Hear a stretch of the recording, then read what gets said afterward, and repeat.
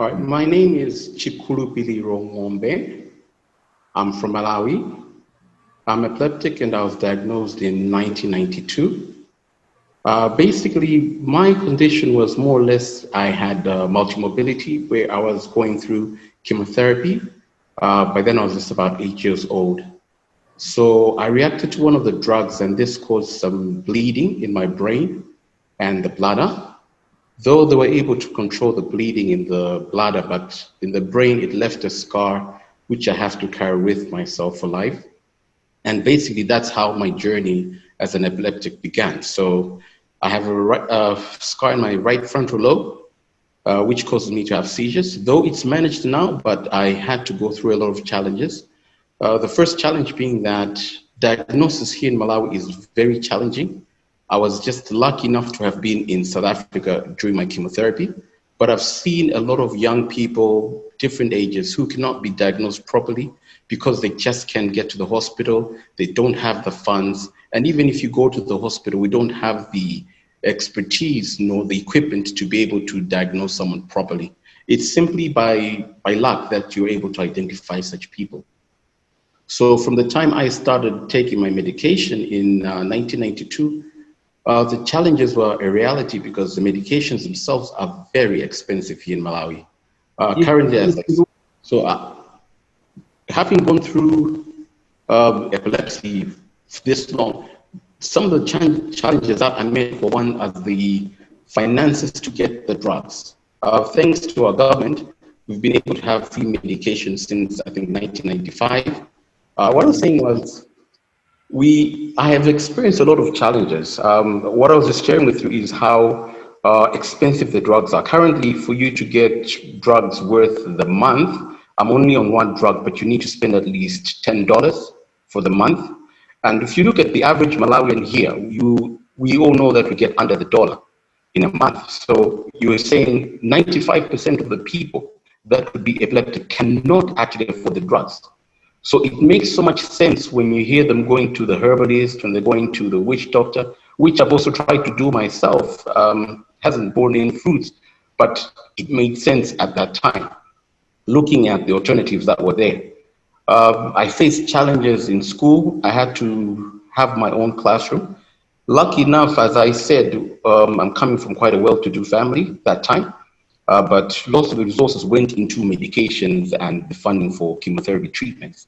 But I was able to have my own class where I'd be alone. I learned in the headmaster's office for a couple of years. After that, I was assigned someone who'd have to be with me every time. But it was a thing where every day was a challenge. You'd have a seizure today, have to go back home, you come back tomorrow and everybody looks at you as if you've done something wrong. So there's a lot of stigma up to now. We still have a lot of people that do not understand epilepsy. The myths are too many. And in terms of advocacy, I think having gone through what I've gone through, it gave me the energy and the zeal to become an advocate. My advocacy began as early as childhood because I would talk to people, try to get people to make decisions, try to get people to change how they think about people with epilepsy. Then I saw that it was bearing fruit, but not too much. Then I joined with the association that deals with disability in Malawi, FEDOMA. I was there as part of the Epilepsy Association. I was part of the branch here in my city, Blantyre. I was the chair, and at some point I was also the vice chair. So we led the campaigns. And during our reign, we were able to get the government to sign the Disability Act. Though it's been signed, it's still just another piece of paper. But now we're currently trying to find to say, how can we get the paper to make sense? How can we get the paper to do what it says it does other than just being another piece of paper? In terms of challenges here in Malawi, there are also challenges like the lack of facilities. We do not have adequate hospitals. It's a challenge and has always been a challenge. And knowing that epilepsy is one of the conditions that is right at the bottom in terms of funding, in terms of interest, in terms of advocacy, it becomes a reality that we are fighting an uphill battle. As much as HIV will get a lot of funding, we can't even dream to get that kind of funding. So we hope by people living with epilepsy coming out, being able to do their part, we should be able to advocate. I can share a bit of experiences through my life. I remember when I was getting married, it was an issue because I'm epileptic and so is my wife. So we were called for a private meeting aside to say, so when you do get married, if you do get married, how can you get married? We're like, no, we made the decision to get married. We understand each other. We know our challenges and we know our advantages. So we're going ahead with this. So it was a challenge in itself, not because marriage is a challenge, but simply because we were epileptic. So these are the kinds of realities that are out there in Malawi. And I don't think there's anything different as we go in other countries. Only that the difference is if you look at Malawi economically, we are ranked very low in terms of our economic status. So we rely on donors most of the times. So most donors have their own interests. So when you go out there with epilepsy, you're already at the bottom, and funding is something that you have to dream about because they'll rather do something that deals with HIV or some other condition that makes sense to them. So Malawian challenges are not new, but what makes it worse is when you look at, firstly, the economic status. Secondly, when it comes to education, not most Malawians are educated. We are educated either through what we know from our grandparents, it's just passed on to us, but those that can be able to go to high school and then advance towards college and university are very, very few. I'm one of them that was able to go to school, and I probably was the first epileptic to actually go through university. So it's a challenge and it's a reality. And coming to be part of the alliance, the African Alliance of Epilepsy, is something that is honorable, but also I know it's something that can enhance and amplify the voices that we have as a globe.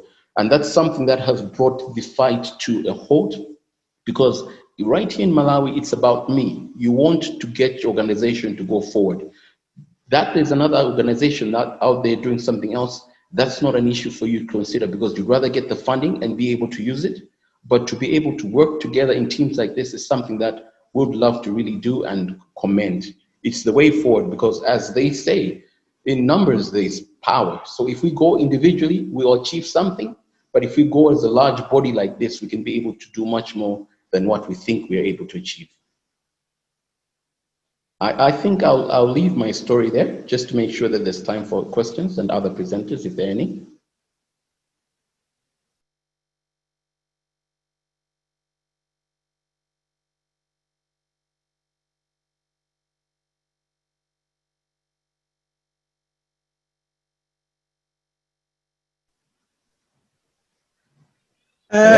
Professor Najib, you're on mute. You will need to unmute yourself.